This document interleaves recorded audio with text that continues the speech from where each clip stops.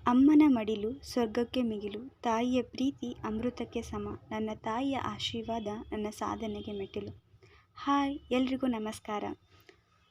ನಿಮಗೆಲ್ರಿಗೂ ನಮ್ಮ ಮದರ್ ಸೋಲ್ ಚಾನಲ್ಗೆ ಸ್ವಾಗತ ಸುಸ್ವಾಗತ. ನಾನು ಇವತ್ತು ನಮ್ಮ ಈ ಮದರ್ ಸೋಲ್ ಚಾನಲಿಂದ ಫಸ್ಟ್ ಆಡಿಯೋ ರೆಕಾರ್ಡಿಂಗ್ ವಿಡಿಯೋನ ಮಾಡ್ತಾಯಿದ್ದೀನಿ. ಅದು ಬಂದುಬಿಟ್ಟು ಬಿಸ್ನೆಸ್ ಬಗ್ಗೆ. ನಿಮಗೆ ಇದೇ ರೀತಿ ಯಾವುದಾದರೂ ವಿಡಿಯೋಸ್ ಅಥವಾ ಯಾವುದಾದ್ರೂ ಬಗ್ಗೆ ಇನ್ಫಾರ್ಮೇಷನ್ಸ್ ಬೇಕಾಗಿದ್ದರೆ ನಮ್ಮ ಚಾನಲ್ಗೆ ನಾವು ಕಮೆಂಟ್ ಮಾಡೋದ್ರ ಮೂಲಕ ಹೇಳಿದರೆ ನಾವು ನಿಮಗೆ ಬೇಕಾಗಿರೋ ವಿಡಿಯೋ ಜೊತೆಗೆ ಅದರ ಕ್ಲಾರಿಫಿಕೇಷನ್ ಮಾಡ್ತೀವಿ, 100% ಎಫರ್ಟ್ ಹಾಕ್ತೀವಿ ಅಂತ ಹೇಳ್ತೀನಿ. ಸೊ ಹೀಗೆ ನಿಮ್ಮೆಲ್ಲರ ಪ್ರೀತಿ ಮತ್ತು ವಿಶ್ವಾಸ ನಮ್ಮೊಂದಿಗೆ ಇದ್ದಾಗ ಮಾತ್ರ ನಾನು ಇನ್ನೂ ಹೆಚ್ಚು ವಿಡಿಯೋಗಳನ್ನ ಮಾಡೋಕ್ಕೆ ನನಗೂ ಕೂಡ ಹುಮ್ಮಸ್ಸು ಬರ್ತೈತಿ. ಹಾಗೆಯೇ ನಿಮ್ಮೆಲ್ಲರ ಪ್ರೀತಿ ವಿಶ್ವಾಸವನ್ನು ನಮ್ಮ ಚಾನಲ್ನ ಸಬ್ಸ್ಕ್ರೈಬ್ ಮಾಡುವ ಮೂಲಕ, ಅಂದರೆ ಕೆಳಗೆ ನೀಡುವ ಸಬ್ಸ್ಕ್ರೈಬ್ ಬಟನ್ನ ಪ್ರೆಸ್ ಮಾಡಿ ಮತ್ತು ಬೆಲ್ ಬಟನ್ನ ಪ್ರೆಸ್ ಮಾಡಿದಾಗ ನಮಗೆ ಗೊತ್ತಾಗುತ್ತೆ ಎಷ್ಟು ಪ್ರೀತಿ ವಿಶ್ವಾಸ ನಮ್ಮ ಚಾನಲ್ ಮೇಲೆ ನಿಮಗಿದೆ ಅಂತ. ಸೊ ನಾನಿವತ್ತು ನಿಮಗೆ ಒಂದು ಹೊಸ ವಿಷಯದ ಮೂಲಕ ಬಂದಿದ್ದೀನಿ. ಅದೇನಪ್ಪ ಹೊಸ ವಿಷಯ ಅಂತಂದರೆ ಬಿಸ್ನೆಸ್ ಮಾಡೆಲ್ ಜನ್ರೇಷನ್ ಅಂತ. ಏನಿದು business model generation? At present day ಎಲ್ಲ ವ್ಯಕ್ತಿನೂ ಏನು ಮಾಡ್ತಾರೆ, ಬಿಸ್ನೆಸ್ ಮಾಡಬೇಕು ಅನ್ನೋ ಒಂದು ಹಂಬಲದಿಂದನೇ ಬದುಕ್ತಾ ಇದ್ದಾನೆ. ಆದರೆ ಎಷ್ಟೋ ಜನ ಫೇಲ್ ಆಗೋದು ಜಾಸ್ತಿ. ಯಾಕೆ ಈ ಬಿಸ್ನೆಸ್ಸಲ್ಲಿ ಫೇಲ್ ಆಗ್ತಾರೆ? ಏನಾದರೂ ಕಾರಣ ಇರ್ಬೋದಾ ಅಂತ ನಾನು ಥಿಂಕ್ ಮಾಡಿದಾಗ ನನಗೆ ಗೊತ್ತಾಗಿದ್ದು ಏನಂತಂದರೆ, ಸೊ ನಾವು ಮೇಯ್ನಾಗಿ ಒಂದು ಬಿಸ್ನೆಸ್ನ ಸ್ಟಾರ್ಟ್ ಮಾಡೋಕ್ಕಿಂತ ಮುಂಚೆ ನನ್ನ ಸ್ಟಾರ್ಟಪ್ ಯಾವ ಥರ ಇರಬೇಕು ಅಂತ ಥಿಂಕ್ ಮಾಡಬೇಕು. ಫಾರ್ ಎಕ್ಸಾಂಪಲ್, ನಾವು ಯಾವುದೇ ಒಂದು ಮನೇನ ಬಿಲ್ಡಿಂಗ್ನ ಕಟ್ಟಬೇಕಾದ್ರೆ ಅದರ ಬುನಾದಿ ಹೇಗೆ ಇರಬೇಕು, ಅದರ ಪಿಲ್ಲರ್ ಯಾವ ಥರ ಇರಬೇಕು ಅನ್ನೋದನ್ನ ಥಿಂಕ್ ಅಂತೂ ಮಾಡ್ತೀವಿ. ಹಾಗೆ ಒಂದು ಬಿಸ್ನೆಸ್ ಅನ್ನೋ ಒಂದು ಅರಮನೆನ ಕಟ್ಟಬೇಕಾದ್ರೆ ನಮಗೆ ಪಿಲ್ಲರ್ಸ್ ಭಾಳ ಇಂಪಾರ್ಟೆಂಟ್ ಆಗುತ್ತೆ. ಸೊ ಅದಕ್ಕೆ ನಾನು ಇವತ್ತು ನಿಮ್ಮ ಎಲ್ರಿಗೂ 9 ಇಂಪಾರ್ಟೆಂಟ್ ಪಿಲ್ಲರ್ನ ಹೇಳೋಕ್ಕೆ ಇಷ್ಟಪಡ್ತೀನಿ. ಇದು ಭಾಳ ಇಂಪಾರ್ಟೆಂಟ್ ಐತಿ. ನೀವು ಈ ವಿಡಿಯೋನ ಕೊನೆವರೆಗೂ ನೋಡಿದಾಗ ಗೊತ್ತಾಗುತ್ತೆ ಯಾವ ರೀತಿಯಾಗಿ ನಮ್ಮ ಬಿಸ್ನೆಸ್ಸಲ್ಲಿ ಈ 7 ಪಿಲ್ಲರ್ಸ್ ಭಾಳ ಇಂಪಾರ್ಟೆಂಟ್ ಆಗುತ್ತೆ ಅಂತ. ದಯವಿಟ್ಟು ಈ ವಿಡಿಯೋನ ಕೊನೆವರೆಗೂ ನೋಡಿ ನಮ್ಮನ್ನ ಲೈಕ್ ಮಾಡಿ ಅಂತ ಕೇಳ್ಕೊತೀನಿ. ಸೊ ಈ ನಾನು ಹೇಳೋ 9 ಪಿಲ್ಲರ್ಸ್ಗಳಲ್ಲಿ ಮೊದಲೇ ಪಿಲ್ಲರ್ ಏನಪ್ಪ ಅಂದ್ರೆ ಕಸ್ಟಮರ್ ಸೆಗ್ಮೆಂಟ್. ಸೊ ಯಾವುದೋ ಒಬ್ಬ ವ್ಯಕ್ತಿ ನಾನು ಬಿಸ್ನೆಸ್ನ ಸ್ಟಾರ್ಟ್ ಮಾಡಬೇಕು ಅಂತ ಅಂದ್ಕೊಂಡಾಗ ಮೊದಲೇದಾಗಿ ಆತ ಮಾಡುವ ಕೆಲಸ ಏನಪ್ಪ ಅಂತಂದ್ರೆ, ನಾನು ಯಾರನ್ನು ಟಾರ್ಗೆಟ್ ಮಾಡಬೇಕು ಅಂತ, ಯಾವ ರೀತಿಯಾಗಿರುವಂಥ ವ್ಯಕ್ತಿಯನ್ನು ಟಾರ್ಗೆಟ್ ಮಾಡಬೇಕು ಅನ್ನೋದು ಭಾಳ ಇಂಪಾರ್ಟೆಂಟ್ ಆಗಿರುತ್ತೆ. ಮೊದಲೇದಾಗಿ who is the market segment that we want to target, ಆಯಿತಾ?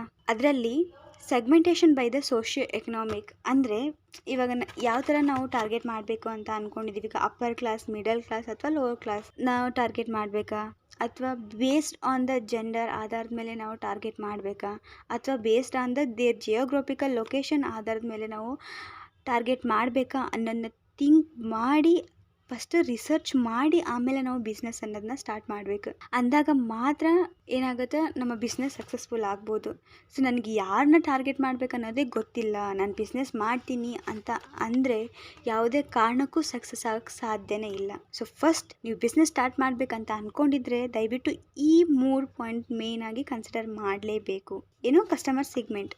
ಅದರಲ್ಲಿ ನೀವು ಯಾವ ಥರ ಕನ್ಸಿಡರ್ ಮಾಡಬೇಕು ಅಂತಂದರೆ, ನೀವು ಅಪ್ಪರ್ ಕ್ಲಾಸ್ಗೆ ಏನಾದರೂ ನೀವು ಟಾರ್ಗೆಟ್ ಮಾಡಬೇಕು ಅಂದ್ಕೊಂಡಿದ್ರೆ, ಸೊ ನಾವು ಇವಾಗ 5 ಸ್ಟಾರ್ ಹೋಟೆಲ್ ನೋಡ್ತೇವಲ್ಲ, ಸೊ ಆ ಥರ ನಾವು ಏನು ಮಾಡಬೇಕು, ನಮ್ಮ ಒಂದು ಕಾನ್ಸಂಟ್ರೇಷನ್ ಇರಬೇಕು. ಇಲ್ಲ ನಾವು ಮಿಡಲ್ ಕ್ಲಾಸ್ ಅಂದರೆ, ಸೊ ಅವ್ರು ಏನು ಇಷ್ಟಪಡ್ತಾರೆ, ಅವರ ಇನ್ಕಮ್ ಏನು, ಅದರ ಆಧಾರದ ಮೇಲೆ ನಾವೇನು ಮಾಡಬೇಕಂತಂದ್ರೆ ಸೆಲೆಕ್ಟ್ ಮಾಡಬೇಕು.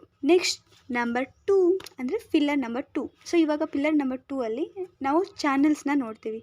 ಏನಿದು ಚಾನಲ್ಸ್? TV ಚಾನಲ್ಸ್ ಅಂತೂ ಅಲ್ಲ. ಸೊ ಚಾನಲ್ಸ್ ಅಂದರೆ ಯಾವ ಮೀಡಿಯಾ ಮೂಲಕ ನಾವು ಕಸ್ಟಮರ್ನ ರೀಚ್ ಆಗಬೇಕು, ನಾವು ನಮ್ಮ ಪ್ರಾಡಕ್ಟ್ನ ಯಾವ ರೀತಿಯಾಗಿ ಡಿಸ್ಟ್ರಿಬ್ಯೂಟ್ ಮಾಡಬೇಕು ಕಸ್ಟಮರ್ಸ್ಗೆ ಅನ್ನೋದು ಭಾಳ ಇಂಪಾರ್ಟೆಂಟ್ ಆಗುತ್ತೆ. ನೀನು ಆನ್ಲೈನ್ ಮೂಲಕ ಮಾಡ್ತೀಯೋ ಅಥವಾ ಆಫ್ಲೈನ್ ಮೂಲಕ ಮಾಡ್ತೀಯೋ. ಸೊ ಇವಾಗ ನಾನೇನಾದರೂ ಆಫ್ಲೈನ್ ಮೂಲಕ ಮಾಡಬೇಕು ಅಂತ ನಾನು ಡಿಸೈಡ್ ಮಾಡಿದ್ದೀನಿ ಅಂತ ನಮ್ಮ ಬಿಸ್ನೆಸ್ನ ಸ್ಟಾರ್ಟಪ್ ಮಾಡೋಣ ಫಸ್ಟಲ್ಲಿ ಅಂತ ಅಂದ್ಕೊಂಡ್ರೆ, ಸೊ ಹಾಗಾದರೆ ನನ್ನ ಕಸ್ಟಮರ್ನ ಯಾವ ಥರ ಅಟ್ರ್ಯಾಕ್ಟ್ ಮಾಡ್ಕೋಬೇಕು?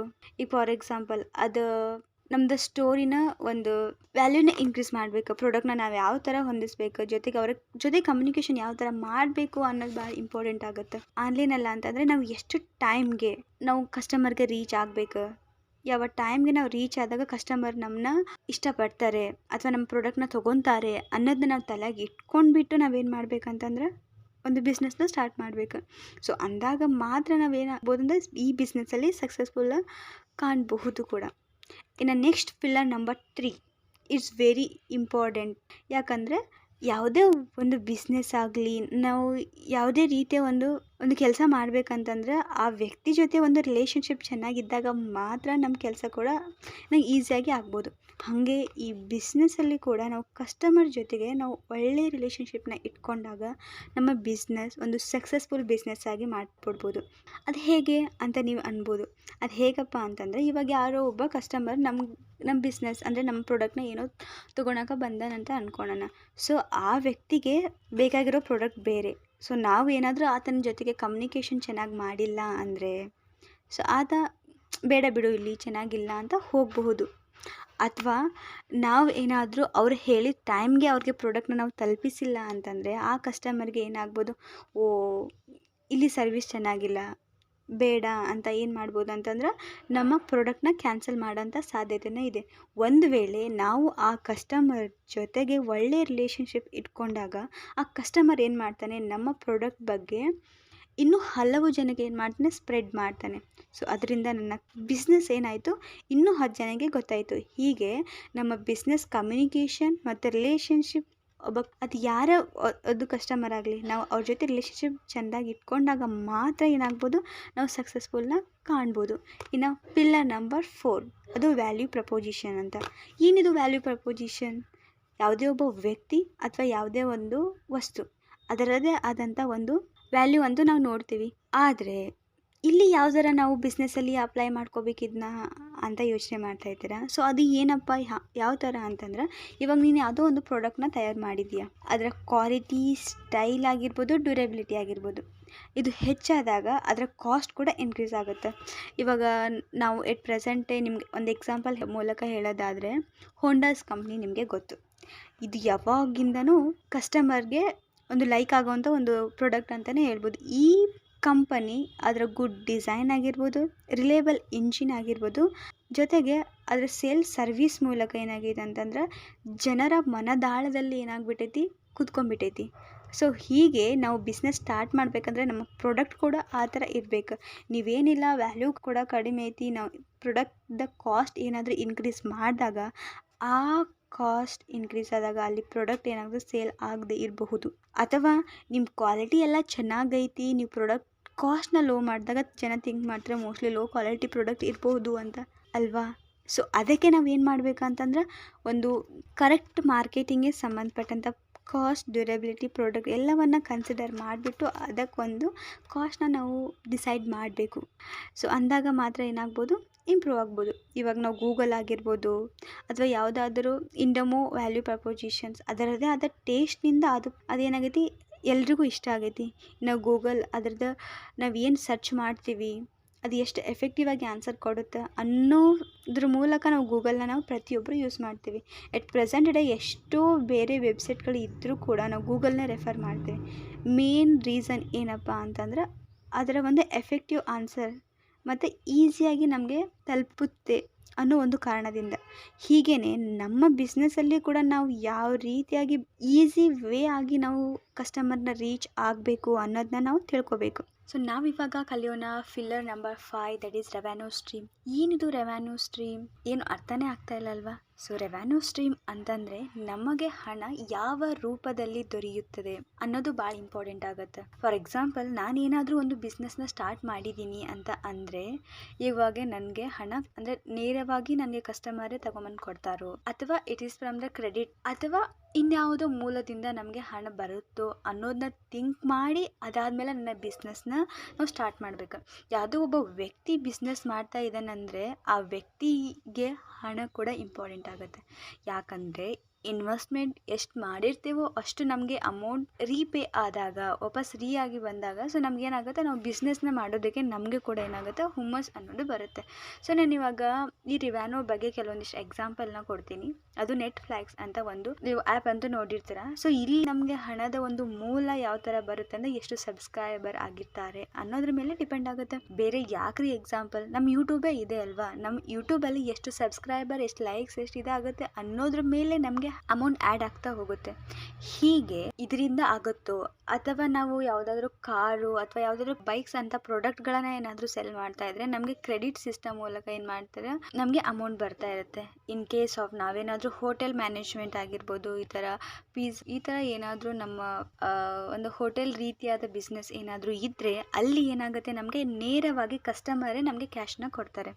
ಸೊ ಈ ರೀತಿಯಾಗಿ ನಾವು ಮೊದಲೇ ಏನು ಮಾಡಬೇಕು, ನಾವು ಯಾವ ರೀತಿಯ ಹಣವನ್ನು ಪಡಿತೀವಿ ಅನ್ನೋದನ್ನ ಯೋಚನೆ ಮಾಡಿಕೊಂಡು ಅದಕ್ಕೆ ಸಂಬಂಧಪಟ್ಟಂಥ ವಿಷಯಗಳನ್ನು ನಾವು ಮೊದಲಿಗೆ ಪ್ರಿಪೇರ್ ಮಾಡ್ಕೊಳ್ಳೋದು ಭಾಳ ಮುಖ್ಯ ಆಗುತ್ತೆ. ಬಿಸ್ನೆಸ್ ನಂಬರ್ 5 ಇನ್ನು ಬಿಸ್ನೆಸ್ ನಂಬರ್ 6ಗೆ ಬರೋಣ. ಏನದು ಬಿಸ್ನೆಸ್ ನಂಬರ್ 6 ಅಂದರೆ ಫಿಲ್ಲರ್ ನಂಬರ್ 6 ಅಂತಂದರೆ ಕೀ ರಿಸೋರ್ಸಸ್ ಅಂತ. ಇಟ್ ಈಸ್ ಭಾಳ ಇಂಪಾರ್ಟೆಂಟ್ ಐತಿ.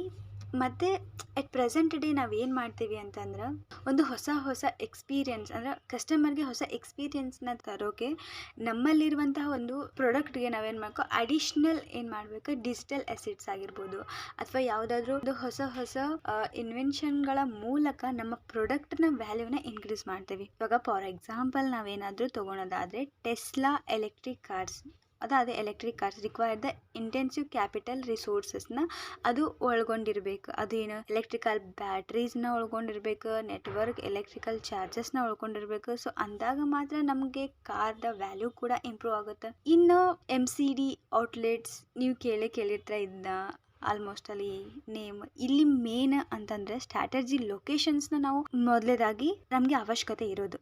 ನೆಕ್ಸ್ಟ್ ಅಲ್ಲಿ ರೆಸ್ಟೋರೆಂಟ್ಗೆ ಬೇಕಾದಂಥ ಎಂಪ್ಲಾಯೀಸಸ್ ಆಗಿರ್ಬೋದು, ಮತ್ತು ಗುಡ್ ಬಿಲ್ಡಿಂಗ್ಸ್ ಕೂಡ ಬೇಕು ನಾವು ಕಸ್ಟಮರ್ನ ಅಟ್ರ್ಯಾಕ್ಟ್ ಮಾಡಬೇಕಂದ್ರೆ. ಆ್ಯಂಡ್ ರಾ ಮಟೀರಿಯಲ್ ಆಲ್ಸೋ ಭಾಳ important for eating the food ಅಂತಲೇ ಹೇಳ್ಬೋದು.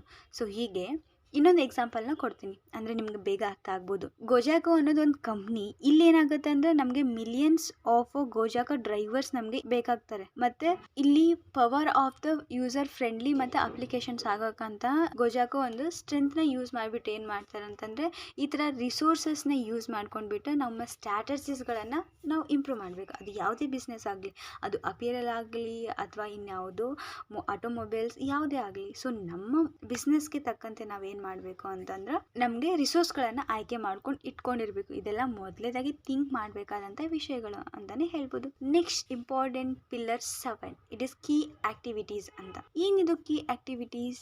ಏನು ಇಲ್ಲ. ಕೀ ಆಕ್ಟಿವಿಟೀಸ್ ಅಂತಂದರೆ ನಾವು ಏನೋ ಒಂದು ಬಿಸ್ನೆಸ್ನ ಸ್ಟಾರ್ಟ್ ಮಾಡಿದ್ದೀವಿ. ಸೊ ನಮ್ಮ ಬಿಸ್ನೆಸ್ ಆ್ಯಕ್ಚುಲಿ ಅದ್ರ ಜೊತೆಗೆ ಇನ್ನೊಂದು ಬಿಸ್ನೆಸ್ ಆ್ಯಸ್ ಕಂಪೇರ್ ಮಾಡಿಬಿಟ್ಟು ಅವ್ರಿಗಿಂತ ನಾವು ಏನನ್ನ ಅಡಿಷನ್ ವ್ಯಾಲ್ಯೂಗಳನ್ನು ನಾವು ಇನ್ಕ್ರೀಸ್ ಮಾಡಿದಾಗ ನಮ್ಮ ಬಿಸ್ನೆಸ್ ಇನ್ಕ್ರೀಸ್ ಆಗುತ್ತೆ ಅನ್ನೋದನ್ನ ನಾವು ತಿಳ್ಕೊಬೇಕು. ಅದರಲ್ಲಿ ಫಾರ್ ಎಕ್ಸಾಂಪಲ್ ಹೇಳೋದ್ರ ಮೂಲಕ ನಾನು ಏನು ಮಾಡ್ತೀನಿ ಅಂತಂದರೆ ಹೇಳ್ತೀನಿ. ಇವಾಗ ಅಮೆಜಾನ್ಸ್ ಇದಂತೂ ಎಲ್ರಿಗೂ ಗೊತ್ತಿರೋಂತಹ ಒಂದು ಆ್ಯಪ್ ಅಂತಲೇ ಹೇಳ್ಬೋದು, ಆಯಿತಾ. ಇಲ್ಲಿ ಏನಾಗ್ತಾರೆ, ನಾವು ಬೇಗನೆ ನಾವೇನು ಮಾಡಬೇಕು, ಕಸ್ಟಮರ್ನ ರೀಚ್ ಆಗಬೇಕು, ಕಸ್ಟಮರಿಗೆ ನಮ್ಮ ಪ್ರಾಡಕ್ಟ್ನ ಡೆಲಿವರ್ ಮಾಡಬೇಕು ಅಂತ ಒಂದೇ ಒಂದು ಕಾರಣಕ್ಕೆ ಅಲ್ಲಿ ಏನು ಮಾಡ್ತಾರೆ ಅಂತಂದರೆ robot four clip without human drivers ಅನ್ನೋದನ್ನ, ಅಂದರೆ ಹ್ಯೂಮನ್ ಡ್ರೈವರ್ ಇಲ್ದೇ ಆ ಪ್ರಾಡಕ್ಟನ್ನ ನಾವು ರೀಚ್ ಮಾಡೋ ಥರ ಅಡ್ವಾನ್ಸ್ ಟೆಕ್ನಾಲಜಿನ ಯೂಸ್ ಮಾಡ್ತಾರೆ. ಜೊತೆಗೆ ಟೊಯಾಟೋ ಮ್ಯಾನ್ಸ್ ಆ್ಯಕ್ಟಿವಿಟೀಸ್ ಇದೊಂದು ಇಲ್ಲಿ ಅಷ್ಟು ಏನು ಮಾಡ್ತಾರೆ, ಇಲ್ಲಿ ತಮ್ಮ ಮ್ಯಾನುಫ್ಯಾಕ್ಚರ್ ಮಾಡೋ ಸಂದರ್ಭದಲ್ಲಿ ಹೈ ಕ್ವಾಲಿಟಿ ಆ್ಯಕ್ಟಿವಿಟೀಸ್ನ ಯೂಸ್ ಮಾಡ್ಕೊತಾರೆ.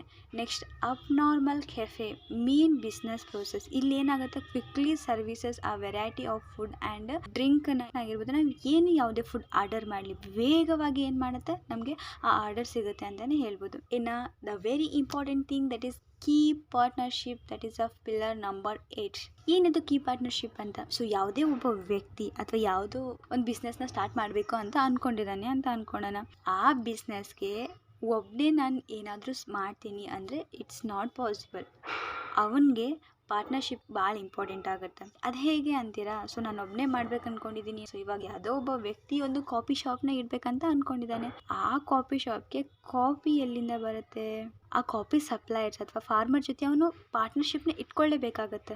ಅವನೇ ಪ್ರೊಡಕ್ಷನ್ ಮಾಡಿಬಿಟ್ಟು ಅವನೇ ಕಾಫಿ ಶಾಪ್ ಇಡೋದು ಸ್ವಲ್ಪ ರಿಸ್ಕಿ ಜಾಬ್ ಆಗುತ್ತೆ. ಸೊ ಆವಾಗ ನಾವು ಒಳ್ಳೆ ಕೋಆಪರೇಷನ್ಸ್ ಮಾಡಿಬಿಟ್ಟು ಒಳ್ಳೆ ಪಾರ್ಟ್ನರ್ಶಿಪ್ನ ಇಟ್ಕೊಂಡಾಗ ನಮಗೆ ಮತ್ತು ಆ ಫಾರ್ಮರ್ ಅಥವಾ ಆ ಕಾಫಿ ಸಪ್ಲೈಯರ್ ಯಾರು ಇರ್ತಾರೋ ಸೊ ಅವ್ರಿಗೇನಾಗುತ್ತೆ, ಒಂದು ಒಳ್ಳೆ ಬೆನಿಫಿಟ್ ಕೂಡ ಆಗುತ್ತೆ ಅಂತಲೇ ಹೇಳ್ಬೋದು.